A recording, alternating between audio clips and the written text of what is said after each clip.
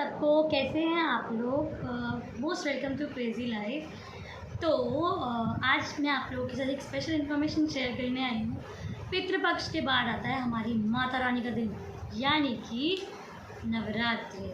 तो आज मैं आपके साथ नवरात्रि की सबसे पहली विधि यानी कि घट स्थापना शेयर करूँगी कि कैसे करनी है, क्या महत्व होता है, कैसे करते हैं, सब कुछ बताऊँगी। ठीक है, उसकी क्या इम्पोर्टेंस है सब। तो लास्ट तक वीडियो में बने रहिए। लैंग्वेज में समझते हैं। देखो, अब बचपन से हम सुनते हैं कि बुक्स पे पैर नहीं लगाते, विद्या होती है। पैसों को पैर नहीं लगाते, लक्ष्मी होती है। इससे क्या पता चलता है कि हमारे सनातन धर्म में भगवान का वास हर जगह है, और बहुत सी जगह तो बताया भी जाता है कि हर धूल के कण में भगवान बसते हैं। सो वैसे ही घट स्थापना इस पूरे ब्रह्मांड की एक छोटी सी रचना है। अगर हमें कोई भी उपासना कुछ भी करना है ना, तो एक पूरा ब्रह्मांड क्रिएट करना पड़ेगा, वरना हम नहीं कर सकते। बिकॉज़ अगर हम शक्ति की बात करें तो ये शक्ति की बात बाद में करते हैं। पहले हम समझते हैं कि अगर प्यास लगी है और पानी पीना है तो पानी कैसे पिएंगे, ग्लास में डाल के ना क्योंकि H2O2 तो हर जगह होता है। आप ऐसे थोड़ी कर सकते कि हमारा पानी पी लिया, नहीं कर सकते। उसी तरह से कोई भी पूजा बिना घट स्थापना के नहीं कर सकते, क्योंकि घट स्थापना ब्रह्मांड का एक मॉडल बनाना हो गया।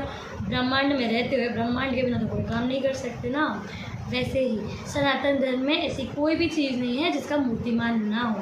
भगवान की भी पूजा करनी होती है तो उनकी भी हम एक छोटी सी प्रतिमा घर में रखते हैं या नहीं, बिल्कुल वैसे। इसलिए जब हम कभी भी घट स्थापना करते हैं ना, तो उसका मतलब होता है कि हम एक साथ इस ब्रह्मांड के जितने भी देवी देवता हैं सबकी पूजा हम एक साथ कर रहे हैं। क्यों? क्योंकि अलग अलग तो कर नहीं सकते, बहुत सारे हैं।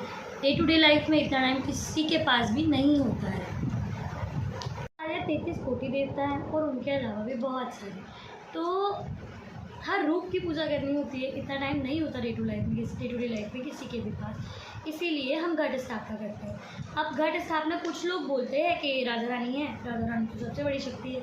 बट अब अगर हम शक्ति को समझें तो शक्ति हो गई इलेक्ट्रिसिटी। अब अगर काम करना है, हवा चाहिए तो पंखा चलाना पड़ेगा ना, तो बाकी सब चीज़ें हो गई अप्लाइंसेस, है कि नहीं। अब अगर अप्लाइंसेस नहीं होंगे, अब अपने पास फ्रिज ही नहीं है, पर अपने को चाहिए कि ठंडा पानी पीना, कैसे पॉसिबल होगा जी?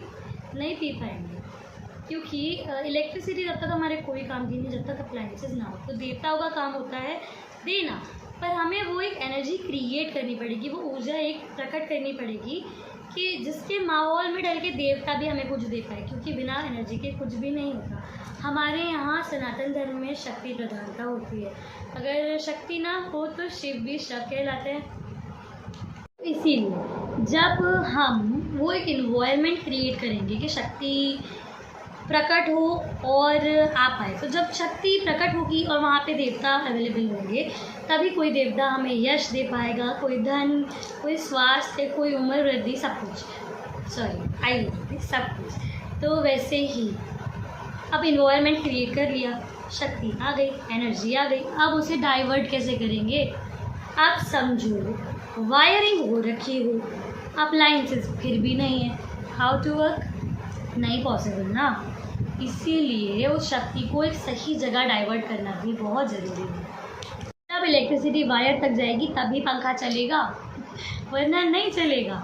सो वो इस एनर्जी को वायर में भी डाइवर्ट करना पड़ेगा, दैट्स वाई। तो जैसे हमारे यहाँ ना अष्ट सिद्धि नवनिधि का बहुत सुनने में आता है, हनुमान चालीसा में भी जिक्र है। तो ये सब चीज़ें तभी वर्क करती हैं जब शक्ति एक जगह एकत्रित ना होकर उस जगह डाइवर्ट हो जाए जहाँ हम उसे लगाना चाहते हैं। शक्ति वैसे जागृत हो पाए और फिर तरह तरह की चीज़ें, मतलब चीज़ें क्या बोले, जो हम अपना कार्य करना चाहते हैं वो कार्य होते हैं बेसिकली। सो अब घट स्थापना का मुहूर्त जान लेते हैं। अब हमारे यहाँ ना हर देवी देवता की पूजा करने का एक समय बताया गया है। जैसे अगर आप लोगों में से किसी ने सुना हो, 10 महाविद्या में एक होती है देवी बगलामुखी, तो उनका जो अनुष्ठान है, उनकी जो पूजा होती है ना, वो रात में होती है, क्योंकि वो एक तांत्रिक देवी है। सो वैसे ही अगर हमें घट स्थापना करनी है, देवी देवताओं का आह्वान करना है, तो सुबह 3 से 4 का मुहूर्त होता है, जैसे हम ब्रह्म मुहूर्त भी बोलते हैं, भोर बेला जैसे बोलते हैं। तो उसी मुहूर्त में एक दिन पहले नवरात्रि से, यानी कि पितृ अमावस्या के दिन सुबह 3 से 4 बजे के करीब घट स्थापना का मुहूर्त होता है। उसके बीच में ही आपको करनी होती है बेसिकली। तो जान लिया, तो ये भी जान लेते हैं कि वो करनी कैसे है। सबसे पहले हमें एक चौकी लेनी है, उस पर रेड कपड़ा बिछाना है और उस चौकी को ना हमें ऐसे रखना है कि जब हम पूजा कर रहे हो तो या तो हमारा मुंह ईस्ट को फेस कर रहा हो यानी कि पूर्व की तरफ, या फिर नॉर्थ को फेस कर रहा हो यानी कि उत्तर की तरफ। बीच में कोई डायरेक्शन नहीं दे सकते। तो उसके बाद हमें क्या करना है, हम एक मिट्टी का पात्र लेना है, मिट्टी का कोई सपूरा टाइप बड़ा सा, उसके अंदर हमें मिट्टी भरनी है और उसमें जौ डाल देना है। अब जौ डाल दिए, अब उसके बाद एक कलश लेना है, कलश में हमें पानी भरना है। मिट्टी का कलश ले सकते हैं या कोई भी ले सकते हो यार। अब उस कलश के ऊपर हमें एक स्वास्तिक बनाना है और साइड में 2 खड़ी पाई। तो जिन्हें पता है बहुत अच्छी बात है, बट जिन्हें नहीं पता है मैं बता देती हूँ। हमारे यहाँ कलश गणेश जी को रिप्रेजेंट करता है और 2 खड़ी पाई जो साइड में 2 डंडे लगाते हैं ना, वो रिप्रेजेंट करती है बुद्धि सिद्धि को। अब मुझसे यहाँ कुछ लोग डिसएग्री करेंगे कि गणेश जी की वाइफ का नाम तो रिद्धि सिद्धि था। नहीं, अगर आप गणेश पुराण पढ़ेंगे तो वहाँ पर गणेश जी की वाइफ का नाम बुद्धि सिद्धि ही लिखा हुआ है। जिन्हें कन्फ्यूजन है वो जाके चेक कर सकते हैं। अब इतना हो गया, अब कलश के अंदर थोड़े चावल डालो और ढक्कन लगा दो। अब कलश के अंदर चावल डाल दिए, ढक्कन लगा दिया। उसको जो मतलब गर्दन होती है जिसको बोलते हैं ना मटकी की गर्दन, उसमें हमें कलावा बांधना है। फिर हमें चौकी पे वो जो रेड कपड़े वाली चौकी हमें रेडी करना, उसके ऊपर हमें थोड़े से चावल रखने हैं, फिर वो उसके ऊपर सपूरा रखना है।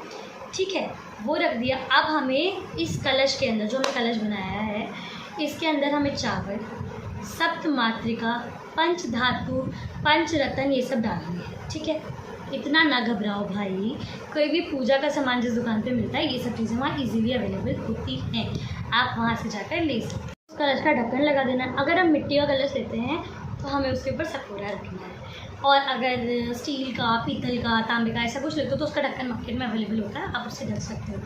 अब हमें लेना है एक नारियल, श्रीफल, या तो सूखा नारियल ले सकते हो, श्रीफल लोगे तो ज़्यादा अच्छा है। उसके ऊपर हमें कलावा बांधना है, फिर उसे लिटा के हमें कलश के ऊपर रख देना है और उसके ऊपर हमें एक कपड़ा उड़ा देना है नारियल को। ठीक है, ये कर लिया।